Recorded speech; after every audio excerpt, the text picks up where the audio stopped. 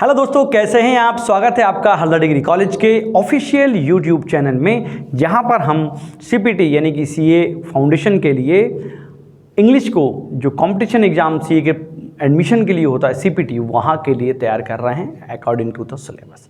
इसी श्रृंखला में हम काफ़ी सारी चीज़ें पढ़ चुके हैं और अब हम पढ़ रहे हैं वॉइस।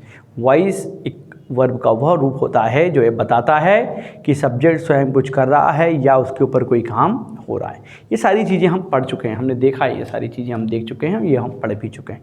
अब हम आज के वीडियो में देखेंगे कि क्या पास्ट परफेक्ट कंटिन्यूस टेंस का पैसिव वॉइस बनता है। तो जवाब है नहीं। पिछले वीडियो में आपने पास्ट परफेक्ट टेंस को पैसिव में कैसे बदलते हैं वो देख लिया था। अब अगला सवाल है, पास्ट परफेक्ट के बाद आता है पास्ट परफेक्ट कंटिन्यूस टेंस जिसका पैसिव वॉइस नहीं बनता है। पास्ट परफेक्ट कंटिन्यूस का पैसिव वॉइस में परिवर्तन दोस्तों, मित्रों, भाइयों नहीं करते। ठीक है, तो कुल 12 टेंस में से जैसे कि आपको बताया गया है पहले भी कि सिर्फ 8 टेंस का पैसिव वॉइस में परिवर्तन होता है, सिर्फ 8, बाकी का नहीं होता है। कैसे? जैसे कि हम जानते हैं यहाँ पर प्रेजेंट के शुरू के 3 यानी कि प्रेजेंट के बाद क्या जाएगा, सिंपल, कॉन्टिन्यूअस और परफेक्ट। ये 3 टेंस प्रेजेंट के, सेम 3 टेंस पास्ट के हो गए 6 और फ्यूचर का सिंपल और परफेक्ट। इन 8 टेंसेस का ही पैसिव वॉइस में परिवर्तन होता है। इनके अलावा अन्य किसी भी टेंस का पैसिव वॉइस में परिवर्तन नहीं होता। ये बात आपको ध्यान में रखनी है। अगर हम देखें तो हम पास्ट परफेक्ट तक पैसिव वॉइस पढ़ चुके हैं, मतलब अब हमारे फ्यूचर सिंपल और फ्यूचर परफेक्ट टेंस को पैसिव में कैसे चेंज करते हैं ये चीज़ें बची हुई हैं। तो देर न करते हुए मुद्दे पे आते हैं और देखते हैं फ्यूचर परफेक्ट टेंस को पैसिव वॉइस में कैसे बदलते हैं और फ्यूचर सिंपल टेंस को भी। तो शुरुआत करते हैं फ्यूचर सिंपल। फ्यूचर सिंपल या इसको फ्यूचर इंडेफिनिट भी हम लोग कहेंगे, सिंपल को ही इंडेफिनिट भी कहा जाता है। नॉर्मली आप जानते हैं फ्यूचर सिंपल का मतलब होता है भविष्य में सिंपल कोई काम हो जाएगा, कोई काम के होने की संभावना। नॉर्मली हमने पढ़ा है वाक्य के अंत में गा, गे और गी जैसे सेंटेंस आते हैं और सब्जेक्ट के साथ किया जाएगा यहाँ पर आपका विल या shall, first form of the verb और ऑब्जेक्ट, ये इसका जनरल स्ट्रक्चर होता है। सब्जेक्ट के साथ क्या लगाते हैं, विल या शैल, वर्ब की फर्स्ट फॉर्म और ऑब्जेक्ट। अब जब हम पैसिव में दोस्तों इसकी बात करेंगे तो नंबर 1 रूल, सब्जेक्ट को ऑब्जेक्ट मतलब एंड में ऑब्जेक्ट की जगह पे लिखा। ऑब्जेक्ट को सब्जेक्ट बनाते हैं तो ऑब्जेक्ट को आगे ले आए। टेंस की हेल्पिंग वर्ब क्या हो जाएगी यहाँ पर आपकी, विल या शैल, फिर क्या लगा दिया जाएगा, बी, वर्ब की थर्ड फॉर्म, बाय और आखिरी में सब्जेक्ट। यहाँ पर एक नई चीज़ जो हमने यूज़ करी है वो है बी। एक बात हमको याद रखना है, चूंकि मॉडल्स के बाद हमेशा वर्ब की फर्स्ट फॉर्म आती है इसलिए हमने यहाँ पर बी लगाया है, क्योंकि मॉडल के बाद हमेशा वर्ब की फर्स्ट फॉर्म हमको लानी है। ठीक है, ले आए फर्स्ट फॉर्म अपन ने। ठीक है, अब एक सेंटेंस देखते हैं, जैसे कि मैंने कहा आई शैल परमिट यू, मैं तुम्हें परमिशन दूंगा, तो क्या जाएगा यहाँ पर आपका यू आगे आ गया। अब चूंकि आई के साथ शैल लगाए है, यू हमारा नया सब्जेक्ट है, इसके साथ क्या लगाएंगे अपन, वी, क्योंकि नॉर्मली आई और वी के साथ लगता है शैल और अदर सब्जेक्ट के साथ लगता है विल, तो क्या जाएगा यू विल बी। अब क्या जाएगा यहाँ पर आपका परमिटेड बाय मी, तुम्हें मेरे द्वारा परमिशन दी जाएगी। ठीक है, तो यहाँ पर यू के साथ विल लगाया, बी लगाना, थर्ड फॉर्म बाय और ऑब्जेक्ट तो कॉमन चीज़ है, क्योंकि यहाँ पर सब्जेक्ट को ऑब्जेक्ट बनाते हैं। आई ऑब्जेक्टिव केस में जाके क्या बन गया, मी। एक स्क्रीनशॉट आप इसका लीजिए, कुछ और एग्जाम्पल करते हैं जिनसे हमको और अच्छे से ये टेंस समझ में आ सके कि इसका पैसिव वॉइस में परिवर्तन कैसे होता है। Is that clear? आगे चलते हैं अगले क्वेश्चन की तरफ। अब जैसा कि मैंने आपको बताया हुआ है कि अगर हमारा एक्टिव वॉइस वाला सेंटेंस नेगेटिव है तो पैसिव में भी नेगेटिव बनेगा, और अगर वो इंटरोगेटिव है तो पैसिव वाला भी इंटरोगेटिव रहेगा। एक एग्जांपल के माध्यम से और समझते हैं, जैसे कि मैंने कहा will you close the window. एक सेंटेंस दिखा मैंने कि क्या आप विंडो यानी कि खिड़की को बंद कर देंगे। आप नंबर 1 नियम, सब्जेक्ट को ऑब्जेक्ट तो यू एंड में चला गया, ऑब्जेक्ट को सब्जेक्ट तो विंडो आगे आ गया।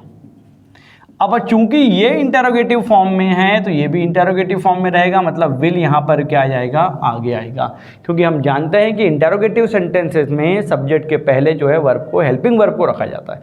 ठीक है, तो यहाँ पर आ गया विल, विंडो आ गया, अब क्या बचा बी, और क्लोज की थर्ड फॉर्म क्या जाएगी, क्लोज्ड और फिर बाय यू।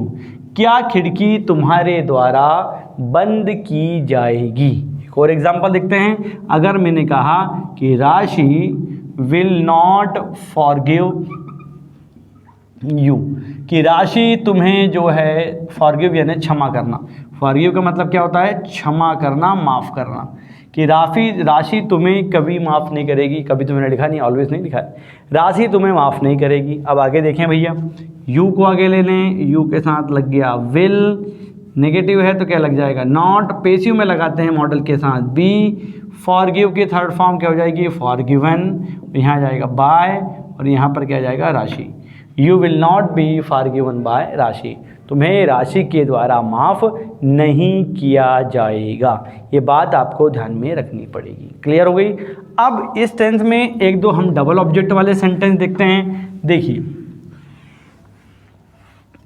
जैसे कि मैंने कहा कि आई शैल गिव मधु अ पेन, कि मैं मधु को एक पेन दूंगा। जैसा कि मैंने आपको प्रीवियस वीडियोस में बताया है कि ऐसे सेंटेंस में ऐसी वर्ब गिव हुआ है ना, सेंड हुआ, राइट हुआ, दो ऑब्जेक्ट अगर हम दे रहे हैं इनके साथ, तो जो जिस पर डायरेक्ट काम होता है, जैसे कि पेन पे काम हुआ है, तो ये हो जाएगा डायरेक्ट ऑब्जेक्ट, और जो बचा है नाउन प्रोनाउन या जो भी है वो हो जाएगा आपका इनडायरेक्ट ऑब्जेक्ट। अब चूंकि इसमें दो ऑब्जेक्ट हो गए, इसका मतलब ये हुआ कि पेसिव में इसको हम दो तरीके से बदल सकते हैं।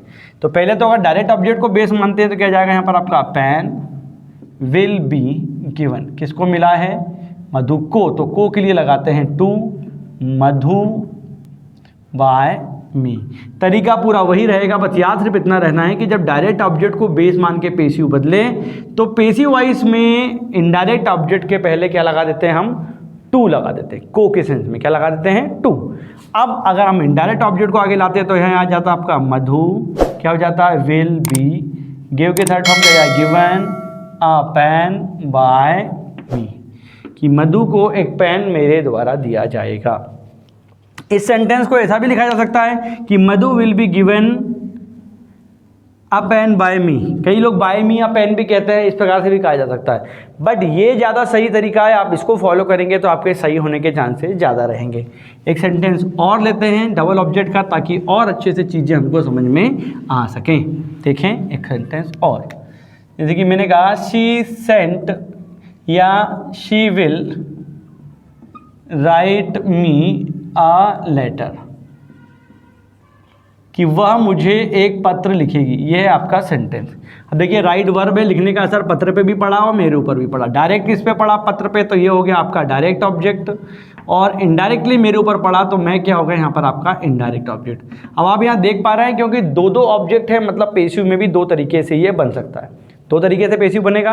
अब पहले डायरेक्ट ऑब्जेक्ट को आगे लाऊं तो आ लेटर मेरा आगे आ गया, आ लेटर आगे, फिर फ्यूचर टेंस से क्या लगा देंगे, विल, फिर क्या लगा दिया उसके साथ बी, फिर वर्ब की थर्ड फॉर्म तो राइट, रोट, रिटर्न आ गया। यहाँ पर रिटर्न किसको लिखा गया, मुझको लिखा गया, तो यहाँ क्या जाएगा, टू मी बाय शी, क्या बन जाएगा, हर। एक तरीका तो ये हो गया है, मुझे एक पत्र उसके द्वारा लिखा गया।